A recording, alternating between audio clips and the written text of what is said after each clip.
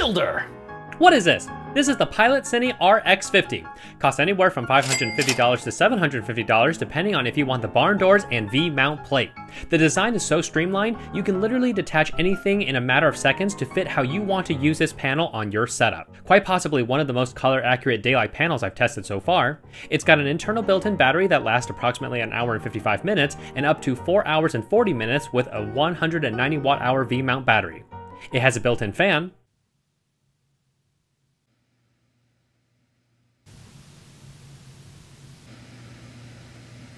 it's able to create a mesh network with an app similar to the popular Sidus Link. Do I recommend it? If you're on a budget, it's a hard no, because the price point is just way too high. However, if Pilotfly continues to develop their Pilotcine lineup of lights with cobs, tubes, and LED mats that bring in the same out-of-box design philosophy, then yes, it's worth it in an entire family of products. Done! Roll that intro! What's going on, everybody? You're watching Too Long Didn't Read Filmmaker, where the answers comes first, the reasons come last, but we're constantly and always still learning. So today we're going to find out whether or not the Pilotfly RX50 is going to be the right solution for you and your overall filmmaking kit. And I want to thank Pilotfly of Taiwan for sending this out to me so I could provide you with my review today. Now the RX50 is a RGB WW LED panel light, and it's designed very well. It comes in 3 different price points depending on what kind of accessories you want with it. It ranges anywhere from $550 to $750. And basically, it's either going to be the light with the barn doors, or the light with the barn doors with a Sony V-mount battery plate. All of this can be purchased separately later if you want to add it, but of course, if you buy it as a deluxe package altogether, it's going to be much cheaper. One of the things I love about the RX50 is how quickly you can detach certain items off the panel and strip it to its base unit. This is something we don't see very often, making the RX50 extremely versatile on set. What also sets this unit apart from panels this size is that it actually has an inbuilt internal battery, essentially making this a very large pocket RGB, if you will. On the sides, we actually have a power button as well as a USB power out. This can actually be turned off in the menu if you don't need that feature. And last but not least, we do have some DMX extensions should you need it.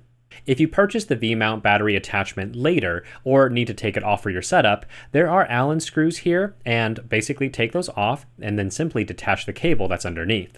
One super smart design concept is this. You can actually pull the diffusion cover forward, which basically means instead of seeing all these LED beads, you can now get it so that the entire source is illuminated and therefore getting the softest light possible if you're getting close up.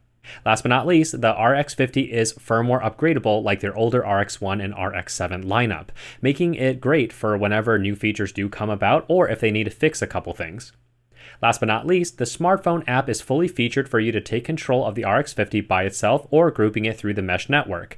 We now also have this color picker option that uses your camera, very similar to Aperture Sidus Link, which is definitely handy when you need to match colors.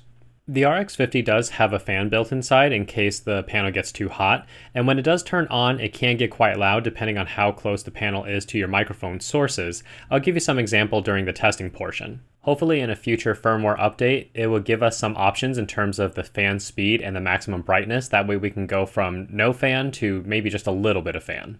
Now let's take a look at the menu system and how to navigate around, as well as some additional features. Basically, we can change the brightness and dimness, as well as the color Kelvin. And if we keep going, you go to diffusion mode, which doesn't seem to do anything as of right now. And then if you go further, this is the green and magenta adjustment. Next, we actually have an ability to change the dimming curve, which is nice if you need it. Next, let's go to the hue saturation. Very similar to what we've always known. You can change the hue, saturation, and of course, the brightness, as well as the dimming curve. Next, we have RGBDT, which is basically everything. You can basically customize it very well. This one I'm not too sure about, so we're going to move on. Scenario, we have basically all your special effects here. If you want to, you dive into one certain one, you can choose a couple different modes, and you can go in and further dial it down in terms of the speed and brightness. Next, we have gel modes, basically very popular ever since RGBs came out. We can emulate a couple different types of gels. And then we have system setup, which is pretty self-explanatory. Bluetooth, mesh network. You can turn all these little parameters on and off depending on your needs. USB is basically powering it on and off. And then we, of course, have the DMX settings. And without further ado, let's actually see the light quality of this light and see how well it actually does. When it comes to bicolor output, as far as RGB panels are concerned, this is probably one of the brightest ones I've tested. And if you want to compare it against all the other ones I've tested, go ahead and visit TLDRfilmmaker.com, go to the comparison page. I have everything laid out in a spreadsheet for you and blocked out so that you can find what you're looking for and compare the numbers. When it comes to RGB output, we do see some respectable numbers, and when I compared it against my database at TLDRfilmmaker.com, it does look like it is performing quite well and a little bit better than its competitors.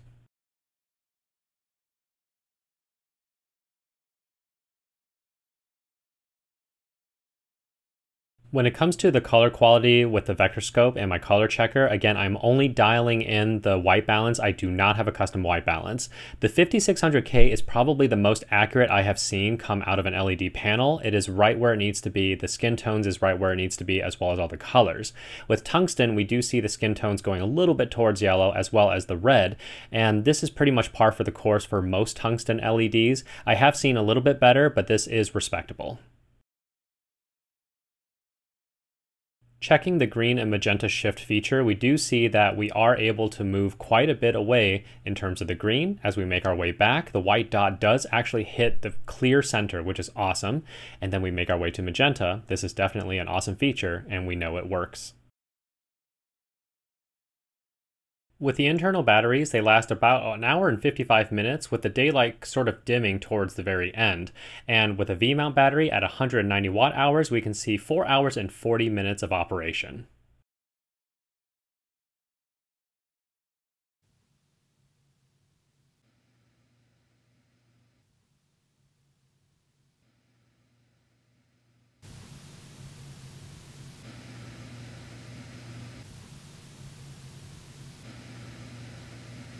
So what's the bottom line here? Is the RX50 something you should be thinking about for your overall filmmaking kit? Now, for people that have been with this channel for a while, know I love to talk about budget. And if you're on a budget, no. Absolutely not. $550 to $750 when you're on a budget should not go into one singular panel light. People who are much on higher end can afford these panels because of its robustness, its design, and its color quality. And the key word is design, because I'm looking into Pilotfly's future here, and I think I know where they're going. Because if you look at the company ethos, yes, they make gimbals. Yes, they make pocket RGBs with the RX1 that I reviewed not too long ago, the RX7, and now the RX50. They're just lights. They're just gimbals. What is so different about them? It's the design. Wow, that's a tongue twister. It's the design. They seem to have this idea of, okay, this is what people are used to. How can we change it? Is there a way we can make it better? Because no one is necessarily trying to change things or make it better. Case in point with the RX50, when I pulled it out of the bag, yes, it was well designed. And then I looked at, well, why are they selling the barn door separately and the V-mount battery separately? And that's when I realized, well, how easy is it that I could take off the yoke, take off the barn doors, and just be done with it?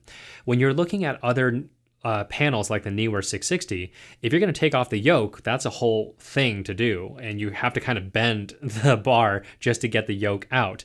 And if you want to take off the barn doors, yes, the thumb screws are there, but they're not necessarily very oversized thumb screws like this that make it super easy to take off. And then you have all these mounting points. So yes, if you do take off everything, you can use a C-stand and mount it through its 1/4-20s or the 3/8. That's just from a design standpoint. And then you start taking a look at their smartphone app, which in my opinion is very, very close to the Aperture Sidus Link. So if you start looking into the future here, if Pilotfly starts making more light products, what could they be doing with LED tubes, flex matte LEDs, cob LEDs, or I don't know, string LEDs? If I have a feeling they're going to look at all these products and say, okay, this is what the industry is used to. How can we change it? And I don't know what they're going to do because I don't have a designer's brain. There could be so many things that they're going to do to maybe like a tube LED that no one thought of. So I'm really excited to see where Pilotfly is going to go in the future, because if they do create a whole family of lights and then you add in this very Sidus Link type app, then it is going to be a direct competitor against Aperture, but they're just going to redefine it through design. And then at that point, these panels can actually be worth its weight in terms of being $550. Now, that being said, I could see them probably doing an RX100, an RX200, basically taking this model and making it bigger. Now, even though I'm talking about that, is this light without fault? No, because the fan is quite loud when it gets hot. But the good thing is that Pilotfly is constantly upgrading the firmware in the light itself, as well as their smartphone app. So in the future, I could probably see them adjusting the fan curve a little bit, maybe giving you multiple modes, being like Silent 1, Silent 2, which has the fan on a much lower whir sound, but giving you 80% of output, 70% of output. No fan at all gives you 50% of output. I don't know. They're going to have to test this out and give us options, because as of right now, we don't know when that fan is going to suddenly whir on, which means if you're using it in a tight space like this, it's anybody's guess if the fan is actually going to turn on. So these are all things that I am passing on to them in terms of, can we make this a little bit more easy for us to know when the fan is going to be on and off, what have you. But other than that, I'm excited to see where Pilotfly is going to go from here, because I think they do have a chance to change the way we use lights on set while still giving us what we know and love from the other like higher end people like Aperture. So that is it for this week's video. If this video has made all the influence in your purchasing decisions, I would truly appreciate it if you check on my Amazon affiliate links down below. This costs nothing extra to you, but it could give me a little compensation so I can continue making videos like this for you. And as always, if you have any questions or comments, go ahead and leave it down below. I will get to it as fast as I can. And until then, like, subscribe, and share, and I'll see you guys in the next one.